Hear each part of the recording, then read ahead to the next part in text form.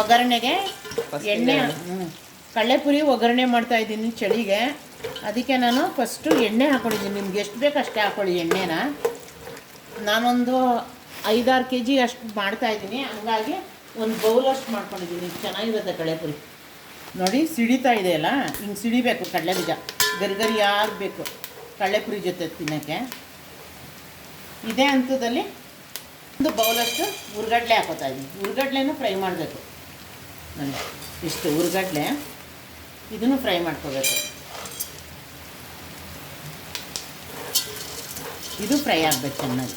ಅಷ್ಟೊತ್ತಿಗೆ ಕಡಲೆಕಾಯಿ ಬೀಜ ಚೆನ್ನಾಗಿ ಚೀವ್ ಮಾಡಿದ್ರೆ ಕರಮ್ ಅನ್ನಂಗೆ ಆಗುತ್ತೆ. ನೋಡಿ 3-4 ಈಗ ಮೆಣಸಿನ್ಕಾಯಿ ಹಾಕೋತಾ ಇದ್ದೀನಿ. ಸೀದೋದಂಗೆ ಆಗ್ಬಿಡುತ್ತೆ ಅಂತ ಈಗ ಹಾಕೋಬೇಕು. ಅದು ಎಲ್ಲ ಫ್ರೈ ಆಗೋಷ್ಟೊತ್ತಿಗೆ ಇದು ಕರೆಕ್ಟಾಗಿ ಆಗುತ್ತೆ. ನೋಡಿ ಈ ಥರ ಕರಿಬೇವಿನ ಸೊಪ್ಪು ಒಂದು ಹಿಡಿ ಹಾಕಬೇಕು, ಚೆನ್ನಾಗಿರುತ್ತೆ. ನೋಡಿ ಹಾಕ್ತಾಯಿದ್ದೀನಿ, ಒಂದು ಹಿಡಿ ಹಾಕ್ತೀನಿ.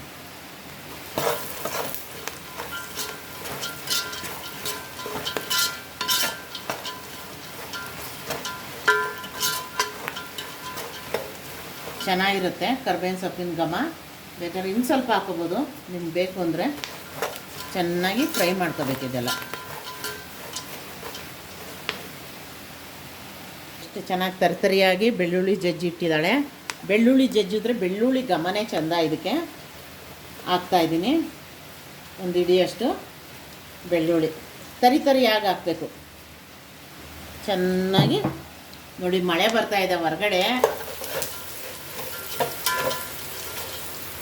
ಮಳೆ ಬರ್ತಾಯಿದೆ. ಈಗ ನಮಗೆ ಇದು ಖಾರ ಪುರಿ ಮಾಡಿಕೊಡು ಅಂದು. ಹಂಗಾಗಿ ನಾನು ಈಗ ಬೆಳ್ಳುಳ್ಳಿ ಎಲ್ಲ ಹಾಕಿ ಇದನ್ನೆಲ್ಲ ಫ್ರೈ ಮಾಡಿಕೊಡ್ತಾಯಿದ್ದೀನಿ. ಚೆನ್ನಾಗಿ ಫ್ರೈ ಮಾಡಿಕೊಟ್ರೆ ಚೆನ್ನಾಗಿರುತ್ತೆ ತಿನ್ನೋಕ್ಕೆ. ಕಾಫಿ ಟೀ ಜೊತೆಗೆ ನೆಂಚ್ಕೊಳ್ಳೋಕ್ಕೂ ಚೆನ್ನಾಗಿರುತ್ತೆ ತಿನ್ನೋಕ್ಕೆ. ಓದೋದಕ್ಕೆ ಕಂಪ್ಯೂಟ್ರ್ ಮುಂದೆ ಕೂತಿರ್ತಾರೆ ಮಕ್ಕಳು. ಒಂದೊಂದು ಸಲ ಬಾಯಿಗೆ ಆಡಿಸ್ತಾಯಿದ್ರೆ ಸ್ವಲ್ಪ ಕಾನ್ಸಂಟ್ರೇಷನ್ ಬೇರೆ ಕಡೆ ಡೈವರ್ಟ್ ಆಗುತ್ತೆ. ಇಲ್ಲಾಂದರೆ ಕಣ್ಣು ನೋವು ಬರುತ್ತೆ ಅಂತ. ಎಲ್ಲ ಚೆನ್ನಾಗಿ ಫ್ರೈ ಆಗಿದೆ. ಬೆಳ್ಳುಳ್ಳಿನೂ ಘಮ ಬರ್ತಾಯಿದೆ ಚೆನ್ನಾಗಿ. ಬೆಳ್ಳುಳ್ಳಿ ಮಾತ್ರ ಚೆನ್ನಾಗಿ ಫ್ರೈ ಮಾಡ್ಕೋಬೇಕು. ನೋಡಿ ಬೆಳ್ಳುಳ್ಳಿ ಎಲ್ಲ ಸಿಪ್ಪೆ ಎದ್ದು ಬರ್ತಾಯಿದೆ. ಈ ಹಂತದಲ್ಲಿ ಅರಿಶಿನ ಪೌಡ್ರ್ ಹಾಕೋಬೇಕು. ಅರಿಶಿನ ಪೌಡ್ರು ಒಳ್ಳೆಯದು ದೇಹಕ್ಕೆ, ಚೆನ್ನಾಗೂ ಇರುತ್ತೆ, ಕಲ್ಲರು ಚೆನ್ನಾಗಿರುತ್ತೆ, ದೇಹಕ್ಕೂ ಚೆನ್ನಾಗಿರುತ್ತೆ. ಆ್ಯಂಟಿಬಯೋಟಿಕ್ ಅದು. ಈ ಕಲರ್ ಬಂತು. ಇದೆಲ್ಲ ಫ್ರೈ ಆಗೋಷ್ಟೊತ್ತಿಗೆ ಬೆಳ್ಳುಳ್ಳಿನೂ ಚೆನ್ನಾಗಿ ಕ್ರಿಸ್ಪಿಯಾಗಿ ಕರಮ್ ಅನ್ನಂಗೆ ಆಗುತ್ತೆ. ಈಗ ನಾನು ಪ್ರೋಸೆಸ್ ಉಪ್ಪು ಖಾರ ಲಾಸ್ಟಲ್ಲಿ ಹಾಕ್ತಾಯಿದ್ದೀನಿ. ಇದಕ್ಕೆ 5-6 kgಗೆ 1 ಸ್ಪೂನಷ್ಟು ಖಾರ ಹಾಕೋತಾ ಇದ್ದೀನಿ. 1 ಸ್ಪೂನ್ ಬೇಕು. ಇದು ಖಾರ ಇದೇನೆ. ಇದು ಮೊದಲೇ ಉಪ್ಪಿನ ಪುರಿ, ಅದು ಮೈಸೂರು ಪುರಿ ನಾನು ತೊಗೊಂಡಿರೋದು. ಅದಕ್ಕೆ ಒಂದೇ 1 ಸ್ಪೂನಷ್ಟು ಉಪ್ಪು ಹಾಕೋತಾ ಇದ್ದೀನಿ. ಈಗ ಸ್ಟವ್ ಆಫ್ ಮಾಡಿಬಿಟ್ಟೆ. ಇಷ್ಟೇ ಸಾಕು. ಈ ಬಿಸಿನಲ್ಲೇ ಪುರಿನ ಮಿಕ್ಸ್ ಮಾಡ್ಕೊಳ್ಳೋದು. ಬಿಸಿ ನೋಡಿ ಸ್ಟವ್ ಆಫ್ ಮಾಡಿಬಿಟ್ಟಿದ್ದೀನಿ. ಈಗ ಇದನ್ನು ಮಿಕ್ಸ್ ಮಾಡ್ಕೊತೀನಿ. ಈ ಮಸಾಲೆಗೆ ಮಾತ್ರ ಉಪ್ಪು ಹಾಕೋಬೇಕು ಸಾಕು. ಆ ಪುರಿನಲ್ಲೇ ಉಪ್ಪಿರೋದ್ರಿಂದ ಈ ಮಸಾಲೆಗೆ ಎಷ್ಟು ಬೇಕು ಅಷ್ಟು ಉಪ್ಪು ಹಾಕ್ಕೊಂಡಿದ್ದೀನಿ. ನೋಡಿ ಈಗ ಎಲ್ಲ ಮಿಕ್ಸ್ ಮಾಡಿ ಸ್ಟವ್ ಆಫ್ ಮಾಡಿದ್ದೀನಿ. ಈ ಹಂತದಲ್ಲಿ ನಾನು ಪುರಿನ ಸುರ್ಕೋತೀನಿ.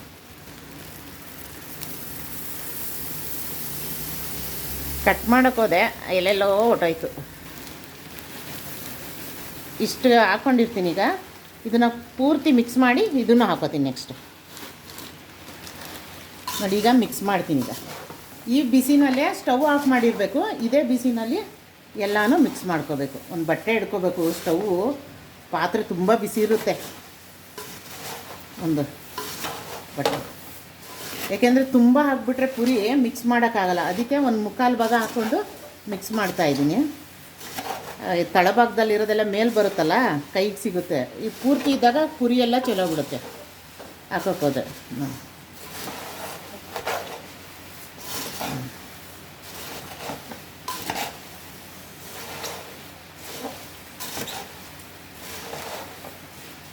ಈ ಹಂತದಲ್ಲಿ ಮಿಕ್ಕಿರೋ ಪುರಿನೂ ಹಾಕೋತೀನಿ.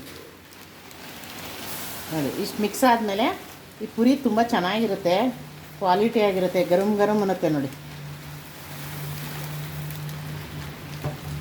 ನೋಡಿ ತಿನ್ನೋಡಿದ್ರೆ ಕರಮ್ ಕರಮ್ ಅನ್ನತ್ತೆ. ಈಗ ಮಿಕ್ಸ್ ಮಾಡ್ತೀನಿ, ನಿಧಾನಕ್ಕೆ ಮಿಕ್ಸ್ ಮಾಡಬೇಕೀಗ. ಹುರಿಯಲ್ಲ, ಇಲ್ಲಾಂದರೆ ಚೆಲ್ಲೋಗ್ಬಿಡುತ್ತೆ. ಆಲ್ರೆಡಿ ಮುಕ್ಕಾಲು ಭಾಗ ನಾನು ಆಗಲೇ ಮಿಕ್ಸ್ ಮಾಡಿದ್ದೀನಲ್ಲ, ಅದ್ರ ಜೊತೆಗೆ ಇದು ಸೇರಿಕೊಡುತ್ತೆ. ಇಲ್ಲಾಂದರೆ ಇನ್ನೂ ದೊಡ್ಡ ಪಾತ್ರೆಯಲ್ಲಿ ಮಾಡ್ಕೋಬೋದು. ಇದು ಸಾಕು, ನಾನು ಯಾವಾಗಲೂ ಇದರಲ್ಲೇ ಮಾಡೋದು. ಚಳಿಗಾಲಕ್ಕೆ ಟೀ, ಕಾಫಿ, ಚಾಯ್ ಜೊತೆ ಸಕ್ಕತ್ತಾಗಿರುತ್ತೆ, ಹೊಂದ್ಕೊಳ್ಳುತ್ತೆ.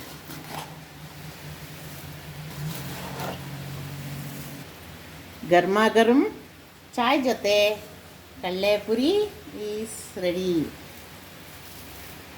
ಗರ್ಮಾ ಗರಂ ಚಾಯ್ ಜೊತೆ